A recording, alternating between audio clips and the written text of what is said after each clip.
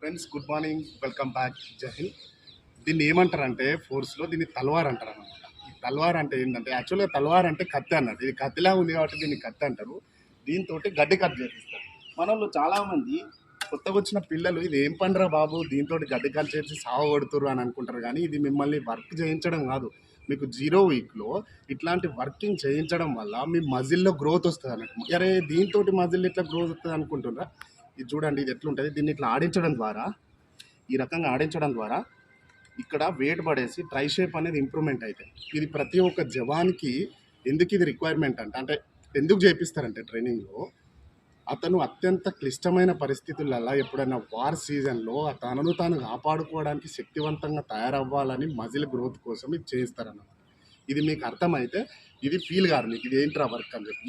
ఇది ఒక్కటే కాదు, ఎస్ఐ ర్యాంకులో వచ్చినా కానీ మీకు చేపిస్తారు. ఇది ఎందుకనంటే మీ బాడీని ఇంప్రూవ్ చేయించడానికి, అంటే మీకు తెలియకుండానే బాడీ ఇంప్రూవ్మెంట్ చేయించడానికి చేస్తారన్నమాట.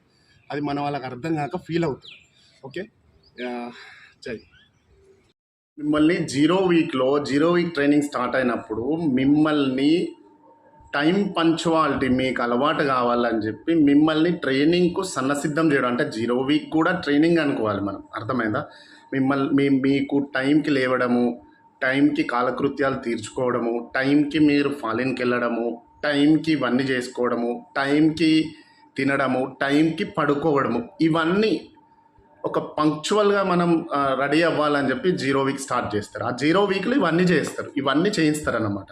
ఇవన్నింటిని ప్రతి ఒక్కటి కూడా అక్కడ మన బాడీ మజిల్ స్ట్రెంగ్త్ పెంచుకోవడానికే ఉపయోగపడుతుంది. కానీ అక్కడ మన వాళ్ళు ఫీల్ అయ్యి ఇదేంద్రా అదేంద్రా అనుకోవడం కాదు. అది ప్రతి ఒక్కటి కూడా ట్రైనింగ్లో పార్టే. అక్కడ డిసప్పాయింట్ అయ్యి మనోళ్ళు అరే ఇది అదని వెళ్ళిపోవడం కాదు. రైట్, ఓకేనా? అంటే ఇక్కడ మళ్ళా ఒక జవాన్, ఒక సిపాయికి అర్థం ఏంటంటే, సిపాయి అని ఎవరిని అంటారంటే మీరు వాడుక భాషలో చూసినా వీడు పెద్ద సిపాయి అరా, వీడు పెద్ద తోపా, వీడు పెద్ద సిపాయి అన్నట్టు చేస్తున్నట్టు సిపాయికి అర్థం అదే. సిపాయి అంటే అన్ని రంగాల్లో ఆరితేరిన వ్యక్తిని మాత్రమే సిపాయి అంటారు. ఎవరిని పడితే వాడిని సిపాయి అనరు. అర్థమైందా? ఒకవేళ నీకు ఎప్పుడైనా సిచ్యువేషన్ బ్యాడ్ ఉంది, వార్ సీజన్ అనుకుందాం, అక్కడికి వెళ్ళి ర్యాంకుతో సంబంధం లేదు. అక్కడ వారు నడుస్తున్నప్పుడు ర్యాంకుతో సంబంధం ఉండదు. అక్కడ నీకు ఎదురుగా ఎనిమి ఉన్నప్పుడు నీకు ఫస్ట్ నువ్వు మూమెంట్ చేసి అక్కడ అకమండేషన్ వేసుకోవాలి. అక్కడ నువ్వు ఉండడానికి మిగతా ఏదైనా అకమండేషన్ సంబంధించినటువంటి పనులు చేసుకోవాలి అని అంటే అక్కడ నీకు అసిస్టెంట్స్ రారు, లేబర్ రారు.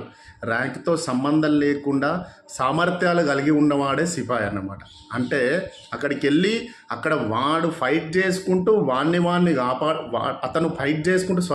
అతను ఫైట్ చేసుకుంటూ తనను తాను కాపాడుకుంటూ తనకు కావలసినటువంటి అకమండేషన్ నిర్మించుకునేవాడే సిపాయి. అక్కడికి వెళ్ళే ఈ స్ట్రెంగ్త్ ఎందుకనంటే, ఈ ప్రాక్టీస్ ఎందుకు మిమ్మల్ని అంటే అక్కడి పనికి వస్తే ఫ్యూచర్ మీరు ఏది చేసినా అది కూడా పార్ట్ ఆఫ్ ద ట్రైనింగే. దాన్ని ఫీల్ కావద్దు. ఓకే, ఇతను అక్కడికి వెళ్ళేసి అక్కడ అన్ని అకమెండేషన్ చేసుకోవడానికి ప్రతి దగ్గర మీకు ట్రైనింగ్లో మీ ఏదైతే పనులు ఉన్నాయో ఆ పనులు కూడా అక్కడ మీకు యూజ్ అవుతాయి అన్నమాట. అవన్నీ సిచ్యువేషన్ మన ముందుకు వచ్చినప్పుడు అర్థమవుతుంది. ఓకే, ఈ పని నేను అప్పుడు చేసిన కదరా అని చెప్పి ప్రాక్టీస్ అప్పుడు గుర్తొస్తుందా, నేను అప్పుడు చేశాను కదా, ఇది నాకు ఇప్పుడు యూజ్ అయిందని చెప్పి. అది మీకు ఇప్పుడు అర్థం కాదు. రైట్, ఓకేనా? మనం వెళ్తున్నప్పుడే కావచ్చు, ఎక్కడన్నా ఉన్నప్పుడే కావచ్చు, మన ట్రైనింగ్ చేసుకుంటూ మన పనులు మనం చేసుకునే సామర్థ్యం కలగడమే ట్రైనింగ్ అన్నమాట. అది అర్థమైందా? అది మీకు అర్థమైతే ఫీల్ అవ్వద్దు. కొత్త పిల్లలు వచ్చినమా ట్రైనింగ్ చేయాలి, ట్రైనింగ్ చేస్తేనే రావాలి, లేకపోతే రావద్దు. ఓకే, ఇంకొకటి మన వాళ్ళు అంటున్నారు డామినేషన్ అని చెప్పి. డామినేషన్ కాదు, ప్రతి ఒక్క రంగంలో హయ్యర్ ర్యాంక్ నుంచి లోవర్ ర్యాంక్ వరకు వాళ్ళ మీద ఉన్న ప్రెషర్ని, సపోజ్కి ఒక హయ్యర్ అథారిటీని అతనికన్నా హయ్యర్ అథారిటీ ఏమన్నా అంటే ఆర్డర్ ఇది ప్రెషర్ కాదు, డామినేషన్ కాదు, ఆర్డర్ పాస్ చేయడం అన్నట్టు. అతనికి వచ్చిన ఆర్డర్ని అతని కింద ఆఫీసర్కి, అతని కింద ఆఫీసర్, అతని కింద ఆఫీసర్కి, అతని కింద ఆఫీసర్, అతని కింద ఆఫీసర్, అతని కింద ఆఫీసర్, అతని కింద అని వాళ్లకు పాస్ చేయడము డామినేషన్ లాగా అనిపిస్తుంది. అంటే వాళ్ళు పాస్ చేసే తరీకా ఒక్కొక్కరిది ఒక రకంగా ఉంటుంది. కాబట్టి దానికి మీకు ఏది చేసినా కానీ అది ఎస్ఓపిలో ఉంటుంది. అంటే స్టాండర్డ్ ఆపరేషన్ ప్రొసీజర్లనే ఉంటుంది ఏదైనా. ఓకే, అంటే అది చేయించాల్సిందే, చెప్పాల్సిందే, అది రూల్ అన్నమాట. ప్రతి ఒక్క రంగంలో నువ్వు దేంట్లోకైనా ఈవెన్ స్కూల్లోకి పో, స్కూల్లో ఒక ఫస్ట్ జాయిన్ అయిన టీచర్ అంటే ఒక ఫ్యాకల్టీ టీచర్, అతనికి అతని పై అతని సీనియర్ అతని సీనియర్ అతని సీనియర్ ఇట్లా అంచెలంచెలుగా ఒక వ్యవస్థ తయారవుతుంది. కాబట్టి మన ఇండియాలో అని కాదు, హోల్ వరల్డ్లో వ్యవస్థను నడిపించాలంటే ఒక హెడ్ కావాలి. ఆ హెడ్ కింద పనిచేసే కొంతమంది సబ్ హెడ్స్ కావాలి. ఆ సబ్ హెడ్స్ కింద ఇంకా కొంతమంది సబార్డినేట్స్ కావాలి. వాళ్ళ కింద ఇంకో ర్యాంక్స్ కావాలి. ఈ రకంగా అయితేనే వ్యవస్థ అనేది నడుస్తుంది. లేదు ఇక నేనే షహన్సా కావాలి, నేనే రాజు కావాలంటే ఆ దేశానికి పిఎం కావాలి. పిఎం అయినా కానీ ప్రజలు తిడతారు. ప్రజలు ఎవరు? నచ్చని ప్రజలు, అపోజిషన్ ఎవరైతే ఉన్నారో వాళ్ళు నచ్చకుండా అతని మీద అభియోగాలు పెట్టైనా తిడతారు, లేకపోతే నచ్చకుండా తిడతారు. ఓకే, ఇక నాకు ఇవన్నీ వద్దు, నేను పెద్ద తోపుని, నేను ఇంకా పెద్ద రాజు కావాలంటే 1800-1500 శతాబ్దంలో పోతే రాజాలుగా పుట్టాలి మనం. ఓకే, అక్కడ కూడా మళ్ళీ వేరే పుట్టుకలు పుడితే నడవది. రాజాలాగా పుడితే అక్కడ ఇంకెవడన్నా అన్నా కానీ అమ్మ ఏంద్ర వినేషి అనొచ్చు. లేకపోతే వేరే కంట్రీలు ఏవైతే అరబ్ కంట్రీకి పోతే అక్కడికి పోతే మనం రాజుగా ఉండొచ్చు. అక్కడ ఎవరన్నా మనం ఏమన్నా అంటే అని అనొచ్చు అనమాట. అట్లా ఉండాలి. లేకపోతే ఇట్లా ఉంటే ఇట్లనే జరుగుతుంది. ఓకేనా, మనం అనుకుంటున్నాము ఒక ఐఏఎస్ ఆఫీసర్కి అతని పై అధికారులు ఆర్డర్స్ పాస్ చేయడా? చేస్తాడు. గ్రూప్ 1 ఆఫీసర్కి పై అధికారులు ఆర్డర్ పాస్ చేయరా? చేస్తారు. ఇది కూడా అంతే కదా. దీన్ని మనం ఏదో అని చెప్పి ఇంకొక విషయం, వీడొకటి చూడు, వీడు ప్రతి ఛానల్లో కామెంట్ పెడతారు. మీరు యూట్యూబర్స్ ఎవరైనా కానీ వీని ఐడిని పెట్టుకొని వీడు ఏమన్నా అంటే నేను ఫోర్స్ నుంచి వెళ్ళిపోయానని ఫస్ట్ ఏమో మాకు అమ్మ నాన్న లేడు అంటాడు. నాకు ఇట్లా అన్నా, నాకు అడ్వైజ్ కావాలి. ఫస్ట్ నాకు వీడు కామెంట్ పెట్టి అన్న నాకు అమ్మ నాన్న లేరు, నాకు ఒక అడ్వైజ్ కావాలన్నా, ప్లీజ్ అన్న అని చెప్పి తర్వాత వల్గర్ కామెంట్లు. వీనికి నంబర్ కూడా ఉంది, ఘోరంగా పెట్టేసిన నేను. వీనికి వాట్సాప్లో పెట్టినా, ఇట్లా పెట్టినా, అయినా వీనికి చచ్చుబడిన వీనికి ఇది లేదు.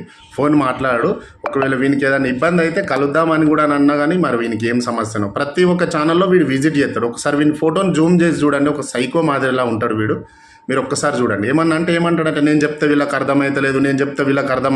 నువ్వేంద్ర చెప్పేది? నువ్వే ట్రైనింగ్ నుంచి తెంకపోయినావు, నువ్వు ఇంకోళ్ళకి ఏం చెప్తావు? చాతగాక ఒక హిజ్రా టైప్లో చెక్కగాని మాదిరి నువ్వు వెళ్ళిపోయినావు. అర్థమైందా? నువ్వే ఇంకోనికి చెప్తావురా? నువ్వే ఒక అన్సక్సెస్ఫుల్ బ్లడీ దాన్ని ఏమంటారంటే ఒక బాటగానివి, నువ్వేం చెప్తావు? అర్థమైందా?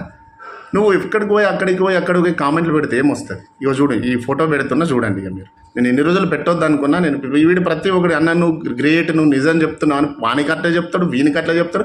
తర్వాత అదే ఐడి తోటి నెగిటివ్ కామెంట్ పెడతాడు. అట్లా అన్నమాట. అరే నిజం చెప్పడానికి నిజాన్ని నిజంగా చెప్తారు, కాదు అంటే కాదని చెప్తారు. ఎవ్వరు చెప్పినా ఒకటే, వాళ్ళ చెప్పే తరీక వేరే ఉంటుంది, కానీ వాళ్ళు చెప్పేది అదే ఎక్స్ప్రెస్ చేసే తరీక వేరుగా ఉంటుంది. ఓకేనా? కానీ జాబ్ చేయాలనే ఆలోచన ఉన్న వాళ్ళు డెఫినెట్గా జాబ్ చేయవచ్చు. ఎట్లాంటి అది ఉండదు మీరు అనుకున్నట్టుగా, డెఫినెట్గా. ఓకేనా? కొంచెం కష్టం ఎందుకు అనిపిస్తుంది అంటే మనం అలవాటు పడలేక అనిపిస్తుంది. మనం కొత్తగా కాలేజీలో జాయిన్ అయినప్పుడు కూడా అట్లే అనిపిస్తుంది కదా. కాలేజ్ వాతావరణం చూడగానే పిచ్చిలేస్తుంది, నాయన ఇదేంద్రా అదేంద్రా, కొత్త ఎవరన్నా మన అక్కడ ఉన్న పీటీ సార్ కనబడ్డా భయం అవుతుంది, ఎవరికైనా అనిపిస్తుంది కదా. అక్కడ సీనియర్స్ కనబడ్డా కానీ అమ్మ ఈడేంద్రా ఇటు వస్తుండదు అనిపిస్తుంది. కొద్ది రోజులు అలవాటు పడ్డాక నువ్వు తోపు అయిపోతావు కదా. అది తమ్ముళ్ళు, సిస్టర్స్ కూడా అంతే. రూమర్స్ అది ఇది జాబ్ ఎట్లుంటుందో అని అస్సలు భయపడాల్సిన అవసరం లేదు. కాకపోతే ట్రైనింగ్లో కొంచెం మీకు ఇబ్బంది ఉండొచ్చు. అది దాటిన తర్వాత మీకు మీరుగా మీ ఓన్ రైట్స్ తెలిసి ఉంటే, మీరు కత్తి ఎట్లుంటుంది పదునుగా, ఏదో కత్తికి మనం పోయేసి ఇట్లా అని చెప్పి దాంతో మనం ఆడుకుంటే అవుతుందా? తెగుతుంది మనకి. అట్లా ఉండాలి మీరు కత్తిలాగా ఉన్నంతసేపు ఏది కూడా మీ దగ్గర రాదు. అస్సలు భయపడాల్సిన అవసరం లేదు. రైట్? మీరు అండర్ ట్రైనింగ్కి వెళ్తున్నారు, కానీ ఎవరికి బానిసలుగా వెళ్తలేరు కదా. ట్రైనింగ్ చేయాలి మీరు, అంతే. ఆ ట్రైనింగ్ మీతో ఎంతవరకు అవుతుందో అది చేయండి, అంతేగాని మీరు ఎక్కడో ఎవరింట్లోకో పనికి పోతలేరు. మీరు కంపేర్ టు ప్రైవేట్ జాబ్ చేసుకుంటే వాడు అట్టికి కూర్చుండబెడతాడా?